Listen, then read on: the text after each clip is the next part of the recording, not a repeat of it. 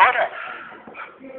Ustoz, elektr toki bilan quyoshning farqi nimadadir? Ustoz javob berdi. Hey bachchag'ar to'poy, seni ham bilmaysanmi? Elektr toki pulg'a, aqchaga nur sochadir. Quyosh esa tekinga nur sochadir. Shogird yana so'radi. Ustoz, elektr toki nimalardan o'tmaydi? Daybal bo'lgan ustoz javob berdi. Hey, bordingki bachchag'ar, shuni ham bilmaysanmi to'poy? Bilmasang bilib qo'y. Elektr toki chalishdan o'tmaydi. Plasmassadan o'tmaydi. Yana chekka qishloqlardan o'tmaydi.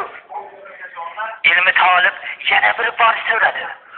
Ustoz, mayitni tobutga solib olib ketayotganda qaysi tomonda bo'lisizlar?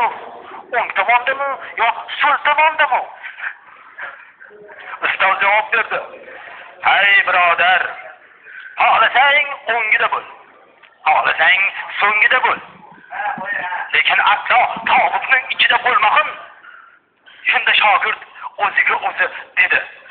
Hayot o'zi bersa ta'lim, nahvu kerak mol.